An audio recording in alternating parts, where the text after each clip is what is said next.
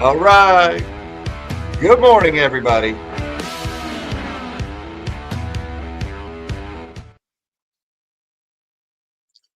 Good morning, all you magnificent melon heads of the world, and happy Wednesday, everybody. Today is June 25th, 2025. And a top story this morning, the S&P 500 is near an all-time high. I'm actually delighted. We're not going to be talking about Iran and Israel for once. Jeez, it's been like 2 weeks in a row. That's been dominating the airwaves. But no, yesterday the stock market closed at near an all-time high, just shy of 6,100 points. And well, we're going a little bit higher than that this morning. Stock futures are up. So it looks like we could be talking about a new all-time high very soon here. Even as Fedex is reminding us this morning with their earnings that, hey guys, we still got this trade war going on. FedEx reported earnings. Now, the numbers for the quarter they just reported weren't that bad. But what everybody is focusing on with FedEx's earnings report is the fact that they did not provide any guidance. They said things are just too messy, geopolitically speaking, to give any kind of a forecast. And well, people don't like the lack of a forecast for FedEx, which is viewed by many as a bellwether for the health of the economy. And in particular, it's that $800 duty-free exemption, otherwise known as the de minimis rule, that was thrown away by the Trump administration as part of this tit for tat back and forth with the Chinese that we've had. That is taking a chunk out of FedEx's business here. And since we don't know what's going to happen with the trade war, with all the deals that may or may not get done over the next 2 weeks, and of course the back and forth with China, that is taking a big chunk out of FedEx stock this morning. That one is down about 4.5% pre-market. And even as that is going on, it looks like San Francisco may find itself holding New York City's beer very soon. The Democratic primary for the mayor of New York happened yesterday, and it looks like Democratic Socialist Zoran Mamdani came out ahead with 43.5% of the vote. Now, that is not necessarily guarantee him the nomination yet. There's some nuances about the way the primaries work in New York.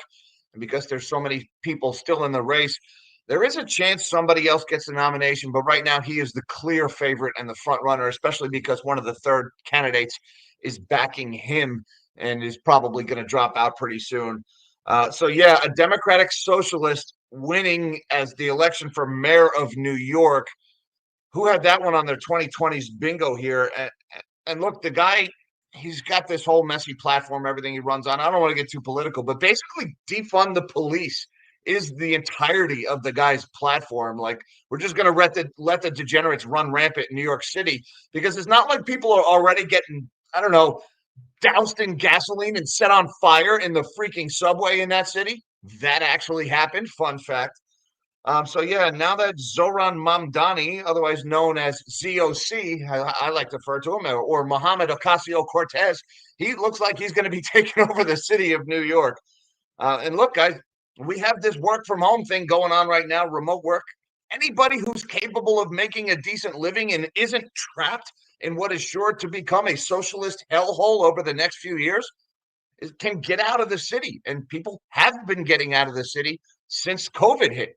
People I know, friends and family of mine, who are total like city club rats, who swore they would never leave the city. They got the hell out of Dodge after the vid.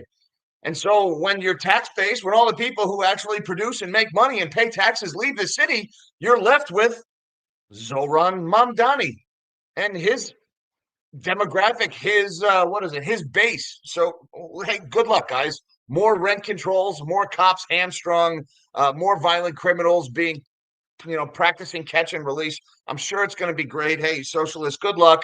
I'm sure things are going to go really well. That is right up until you run out of somebody else's money. And then you can say, oh my God, this wasn't real socialism. We didn't do it right this time. When socialism fails, like it fails literally anywhere and everywhere it has ever been tried. Meanwhile, Tesla's decline in Europe is continuing this morning. That's largely being attributed to Elon Musk's political activities, which is pretty factual. I think that's probably taken a big chunk out of it. We've got some mixed headlines. Some people are saying Tesla sales are down 27%. Some are saying 40%. Kind of depends on how you measure the data, but there's no ifs, ands, or buts about it, guys. Tesla sales are in steep decline in Europe. But there is one little silver lining. That new Model Y that was made available in Europe recently. A big jump in Norway. I don't know if we want to read too much into that or not. We'll see. Maybe a few more months worth of data is required there, but at the very least, a silver lining. Also, the war drums continue to be beaten despite recent, how do we say it? I don't know. Can we say a recent step in the direction of a more peaceful world? I mean, we got there by dropping a bunch of really big bombs, but I would say it was a step in a peaceful direction, the ceasefire and all. But 24 hours after that, the ink isn't even dry on the ceasefire, and NATO is talking about increasing their defense spending up to 5% of member nations' GDP. So it looks like more money is going to be spent on stuff that goes kablooey. The actual numbers, it looks like 3.5% NATO has agreed to spend on pure defense, with another 1.5% to be spent on defense-related infrastructure. I'm guessing that's going to mean things like rare earth metals and the mining and production of that, which is vital to defense. And of course, none of that is produced in any NATO member countries. So that would fall in that additional 1.5% of defense infrastructure spending. Now, this is great and all. Okay, you want to you want to increase your military spending, even though you're already hopelessly in debt. Sure, good luck with that. But I would point out that a large number of NATO countries are already not meeting their existing 2% of GDP defense target. So if you're already not meeting the quota and then you raise the quota, does the quota really matter? Well, you guys tell me. We'll have to just wait and see. We also got General Mills reported earnings this morning. The cereal maker, their stock is down on lackluster earnings. It seems consumers who are strapped by the cost of inflation continue to trade down to private label cereals. So they're not buying the Lucky Charms or whatever else, or the brand name General Mills cereals. They're buying like the store brand on the bottom shelf. And there is no end in sight to that trend. We've got Worldline, the European payments processor, one of the largest payments processors in Europe. Their stock is halted this morning, down 40% after a series of articles in various European news outlets talking about widespread fraud on the platform. Looks like almost another Wirecard going on there, possibly. And last but not least, just a reminder, we've also got this commercial real estate crisis going on in the world, despite this big game of the floor is price discovery going on everywhere. A luxury hotel in Macau just sold for only 30% of the asking price. Commercial real estate worldwide is a reckoning that markets have thus far been able to avoid, mostly by parking it in your pension or your retirement account. But how much longer can that really go on for? I guess we're just going to have to see.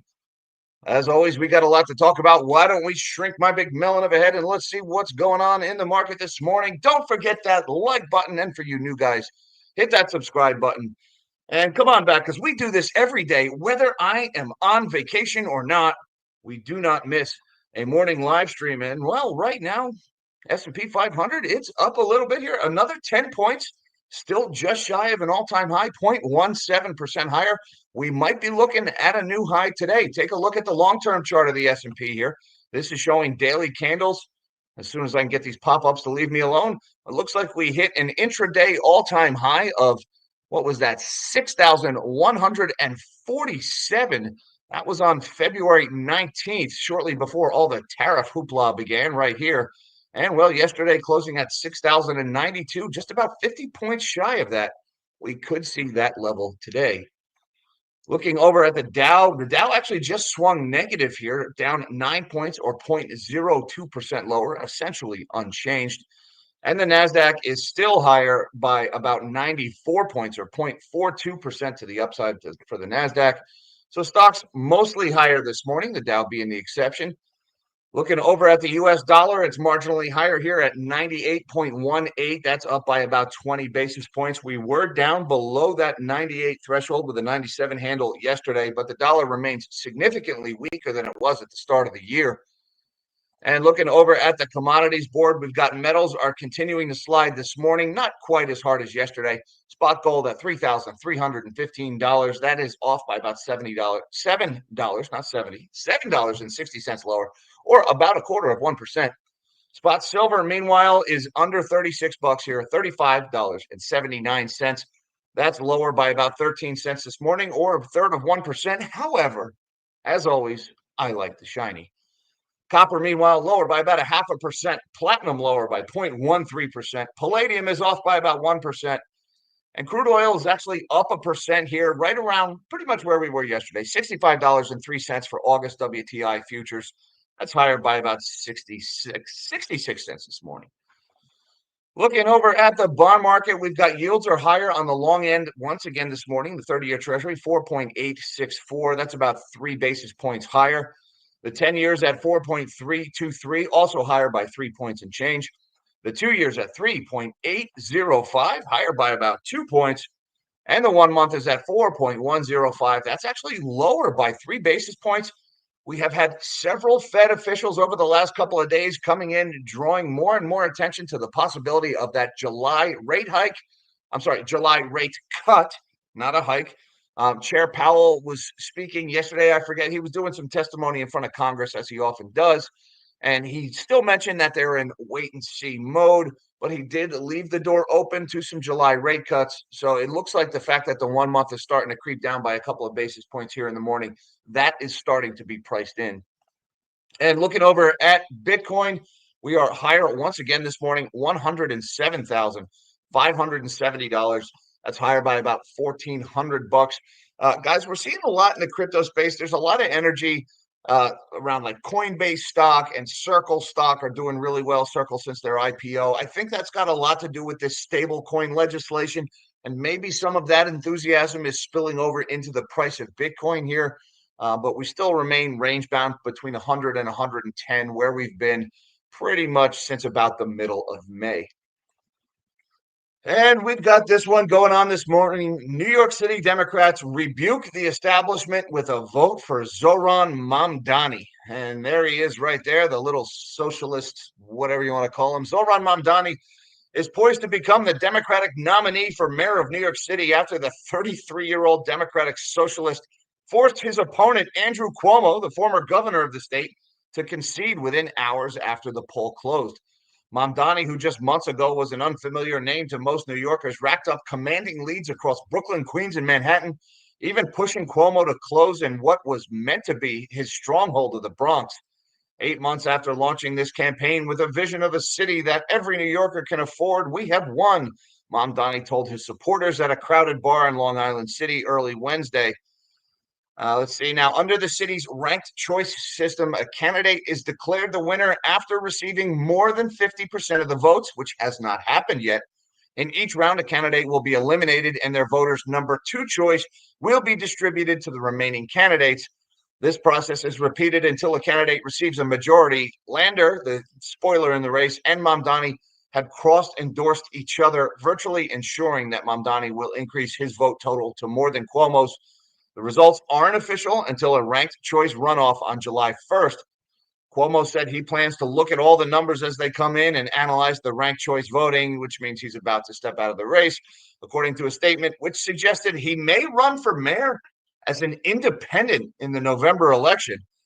That's interesting because the other party, the other candidate, is also a former Democrat who's now an independent.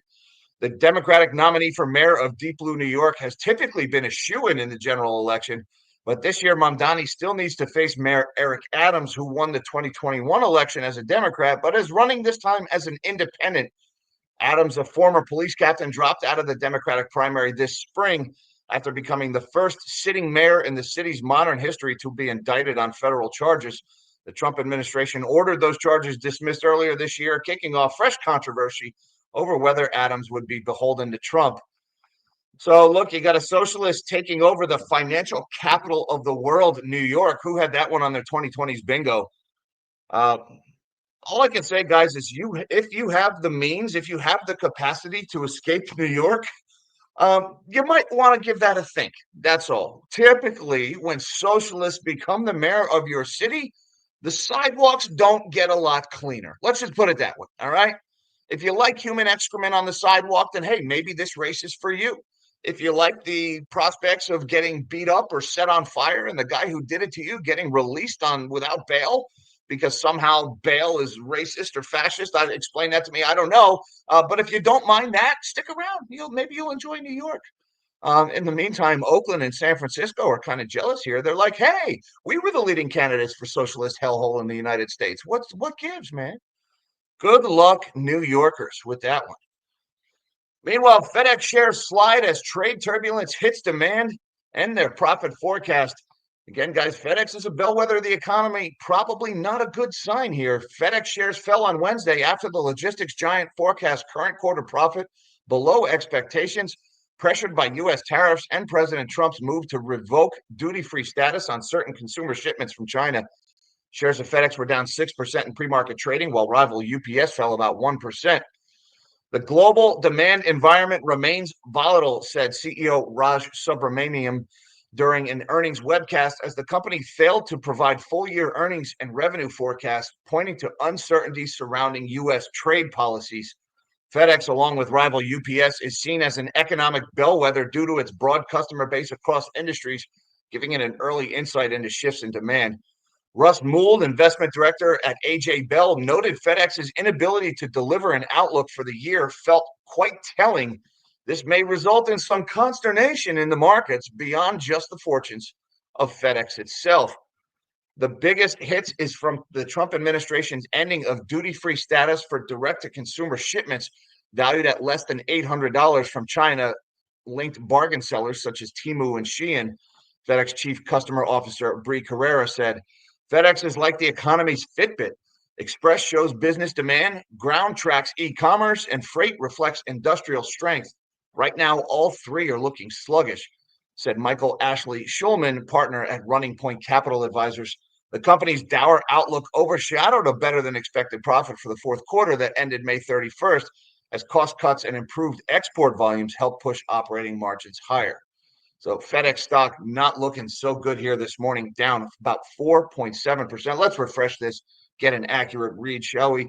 Currently down just 3.5%. Okay, we were down more than 6%, more than 6% at one point this morning. So FedEx shares are recovering some of those losses, but still down a couple of percent here. Meanwhile, NATO allies agreed to higher 5% defense spending target. The war drums just keep on beating. NATO allies on Wednesday agreed to more than double their defense spending target from 2% of GDP to 5% by 2035, in the most decisive move from the alliance in over a decade. By the way, the whole spending cuts thing, you guys remember that? Remember they said the Pentagon was going to cut their budget by 8% a year for the next 5 years? How's that going? But I digress. In a joint declaration, the Western military bloc said it was united in the face of profound security threats and challenges, in particular the long-term threat posed by Russia to Euro-Atlantic security and the persistent threat of terrorism. Allies commit to invest 5% of GDP annually on core defense requirements, as well as defense and security-related spending by 2035 to ensure our individual and collective obligations. The 5% figure is made up of at least 3.5% of GDP that should be spent on pure defense, i.e., bombs, missiles, planes, that kind of stuff, with the remainder going to security and defense-related critical infrastructure to ensure, the statement said, our civil preparedness and resilience, unleash innovation, and strengthen our defense industrial base. Look, one of the weaknesses that has been laid bare by this conflict in Ukraine, NATO equipment is very, very good, vastly superior to the equipment used by some of the Eastern military powers. However, NATO can't make this stuff fast enough. So once you've depleted your magazine, your SOL, the Russians have been vastly outproducing the NATO countries in things like simple artillery shells, producing almost 10 shells to one that NATO has produced. So that additional 1.5% is meant to boost the manufacturing base. Allies will be required to submit annual plans showing a credible incremental path to reach this goal, NATO said, following pushback from some member states, particularly Spain. Some member states have yet to meet the 2014 target to spend 2% of GDP on defense. So if they're not meeting the 2% target, what good is the 5% target? Well, I guess that's a question for another day. Meanwhile, let's talk about what's going on with Tesla. Some more bad numbers this morning. Tesla's European sales rout continues, but new Model Y boosts Norway deliveries. And oh my God, the pop-ups are killing me this morning. But Tesla's slide is continuing here. Tesla car sales fell sharply in several European markets, including Sweden and Portugal in May, a fifth consecutive monthly decline that has been blamed on CEO Elon Musk's political activities and an outdated model lineup. However, Norway, where Tesla has started delivering revamped versions of its midsize SUV Model Y, provided a lone bright spot for the company as it prepares to roll out the refreshed vehicle in more European markets from this month. In Sweden, Tesla's new car sales plunged by 53.7% in May from a year earlier, while in Portugal they were down 68%. Overall, electric vehicle sales in both markets rose by almost a quarter in May. So the market is getting bigger, but most of that is going to Chinese-made electric vehicles. Tesla sales were also down 30.5% in Denmark, 36% in Netherlands, 19% in Spain, while data from PFA in France released on Sunday showed a 67% fall. Big declines here. Now in Norway, sales jumped 213% in May. They're up by 213. That's according to data from the Norwegian Road Federation, with purchases of Model Ys, both the new and old versions, rising to 2,346 from just 690. Tesla's strong performance in Norway points the way forward for the company. Innovate, said Ben Nelms, founder of EV data analysis firm New Automotive. No car company can rest on its laurels and be guaranteed of success. So it's not all doom and gloom for Tesla. You do have that Model Y selling like hotcakes in Norway. We'll see if that carries over to some of these other countries as it's rolled out. Tesla shares are actually up a fraction of a percent this morning. Let's refresh this and get an accurate read. Up about 0.8%, trading at $343.20 ahead of the opening bell. We also got earnings from General Mills this morning. General Mills reports mixed earnings. The Lucky Charms maker expects more challenges ahead. It looks like inflation continues to hit U.S. consumers here. General Mills stock was falling in pre-market trading Wednesday after the maker of Lucky Charms and Cheerio cereals narrowly beat earnings expectations for its fourth quarter, but said it anticipates another challenging year ahead. Again, all these headlines are saying they beat expectations, but these are already lowered expectations. So expectations are designed to be beat. It's just a matter of they lowered them ahead of time. The packaged food giant posted earnings of 74 cents a share, above Wall Street's call for 71 cents, but down from $1.01 a share in the same period last year. So yeah, they beat earnings, but they lowered them by almost a quarter from last year. Total sales declined 3% year over year to $4.56 billion, below analyst consensus estimate of $4.59 billion. General Mills stock was down 1.7%. The company is grappling with choppy demand for its cereals and snacks amid consumer pullback and private label competition. Yeah, that demand is a little choppy. We might run into some chop, as they say. What movie? Let me know down in the comments. Except for the 3 months ended in November, General Mills net sales have now declined on a year-over-year basis for 5 straight quarters, while earnings were down 3 quarters in a row.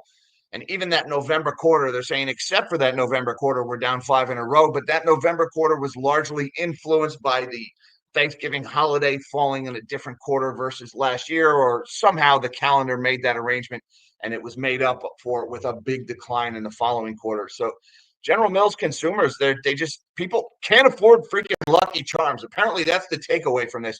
Again, who had that on the 2020s bingo? Apparently, Lucky Charms is a luxury cereal because 2020s. And well, General Mills stock is trading reflective of that, currently down about 2.7% ahead of the opening bell this morning, trading at $51.95. Meanwhile, we got another big European payment provider is caught up in a fraud controversy. Worldline shares tumble on customer fraud cover-up reports. Notice it is reports, not a singular report, many reports of customer fraud cover-up going on at Worldline.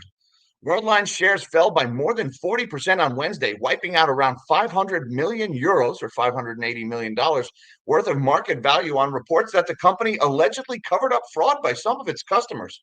Shares in the firm, which describes itself as the largest European payment processor, were down 41% at 1:35 p.m. in Paris, having been halted multiple times. That followed the publication of a series of articles coordinated by the European Journalism Network, EIC, which claimed the firm ignored warnings and continued to do business with prohibited and other high-risk customers, effectively enabling some fraudulent transactions to continue. Despite moves to clean up its customer base, a report by Dutch newspaper NRC alleged that Worldline in recent years didn't ban lucrative customers with high fraud rates, even as its risk management department pressed for stricter checks. Swedish paper Dagens Nyheter said that Worldline moved multiple high-risk clients from Worldline Belgium to its Swedish subsidiary to hide them there after credit card provider Visa raised alarm. By the way, moving them from one country to another, just going where the lax regulators are, yeah, not exactly the sign of a KYC, AML conscious kind of company, is it? Meanwhile, German magazine Spiegel said that the Frankfurt-based PayOne, which is a majority-owned Worldline subsidiary, failed to thoroughly check dubious clients despite its legal obligations. For example, customers of dating providers in PayOne's portfolio repeatedly noticed debits that they could not explain. That's pretty messed up. You sign up for a dating website, and then all of a sudden there's mysterious charges showing up on your debit card, and the company that's processing those payments does nothing to investigate and stop that. And basically, they made fraud legal. And so Worldline stock got halted. This company's down 40%. You're almost certainly going to see some kind of prosecutions associated with this company. So we'll be following that story in the months ahead. And last but not least, just a reminder, guys, we got this whole commercial real estate thing going on, not just in the States, not just in Europe and Canada, but also in China. Macau hotel conceived by Bling Empire mogul sold for just $76 million. A luxury hotel in Macau envisioned by Hong Kong tycoon Stephen Hung has been sold at a discount to a local investor. The 13 hotel in Macau was sold for about 600 million Hong Kong dollars, or about $76 million US, according to Jones Lang LaSalle, the agent that previously handled the public tender of the property in April. JLL was also appointed as the management firm for the hotel before and after the acquisition to ensure a smooth transition, it said in an emailed statement. JLL didn't identify the seller of the property, which was previously seeking a price of about 2 billion Hong Kong dollars. So they're asking 2 billion and it went for 600 million. Hey, that's about 30 or exactly 30% of asking price. Kind of makes you wonder, all those marks on your books, all those private equity firms, all those companies that are holding commercial real estate assets, if they're only selling for 30% of asking price, then what is the chances that just maybe they're holding this garbage on their balance sheet at a mark that is not accurate, that is not reflective of what they can actually sell those assets for if they're forced to? It's another way the market has been playing this game of the floor is price discovery, while all of the debt that's backing up these buildings is slowly and quietly being sold to pension funds and ETFs, i.e. your retirement, just like they're doing with private equity and private credit holdings. They won't actually mark this stuff to market until they don't own it anymore. Not until you own it will we find out what it's really worth. But the deluxe hotel features 199 guest rooms, including 3 ultra-luxurious villa-style suites of 10,000 square feet, or 929 meters, that give guests private elevator access directly to their suites. Now, this is interesting because Macau is a special economic zone of communist China. And, well, how do you have people that can afford these 199 luxury suites, each with their own personal elevator, in a country where everybody shares? Gee, you think any of the people staying in these 199 luxury suites, you think maybe they are the members of the Communist Party? Because there's really no other way to get rich in China without being a member of the CCP. So it's almost like all these talking points about, yeah, we're all going to share. It's going to be this communist socialist utopia. It's going to be great. Yeah, only the socialists get rich, the leaders. Everybody else just gets shared misery. See also what is about to happen to New York if we actually go there. And well, guys, it looks like New York is actually going there. I cannot believe they elected a freaking socialist in New York City. Well, hey, it's the 2020s, guys. We got 5 years left of this freaking decade. What's the worst thing that could happen? Don't answer that. And guys, I just want to say thank you very much for having your coffee with us this morning. I appreciate that very much. Having your disappearing coffee with us this morning, and the green screen and StreamYard does that. Got a couple more days of vacation left, and then we will be back in the studio next week. Also, just want to remind you, magnanimous melonheads on YouTube and Patreon, we're going to do our weekly get together on Zoom. We're going to do that on Sunday night this week because I will not be back in time for our weekly get together on Zoom. Everybody else, thank you so much. Hey, Hunt and Cover, thank you for dropping that in. You're very clever, Hunt and Cover. I was about to sign off. I was about to. And then he says, ice cream from Mini Me. Well, hey, that is really good. By the way, Mini Me has been such a trooper. Shout out to my Mini Me. I don't know if she's watching right now. She might be. She probably shouldn't. She should be in the pool having fun. But she has been doing really good with, we got a little cover for her cast so she can still enjoy some aquatic activities, nothing too rough. But we're able to at least keep it dry. So she's been able to have fun. And her cousins have been very accommodative of her as well. They've all been really good. It's been a great vacation here at the shore. We caught some crabs. We caught some flounder. We're going to go get some clams, hopefully later this week. Uncle Achievement Unlocked. Thank you very much, Hunt and Cover, for the generosity and for the good vibes this morning. I appreciate that very much. Also, guys, don't forget that like button and that subscribe button on the way out for the YouTube algorithm. It really helps out. Thanks again, everybody. And hi, Mom. Hi, Dad. I love you guys. Everybody else, until next time, live small and dream big.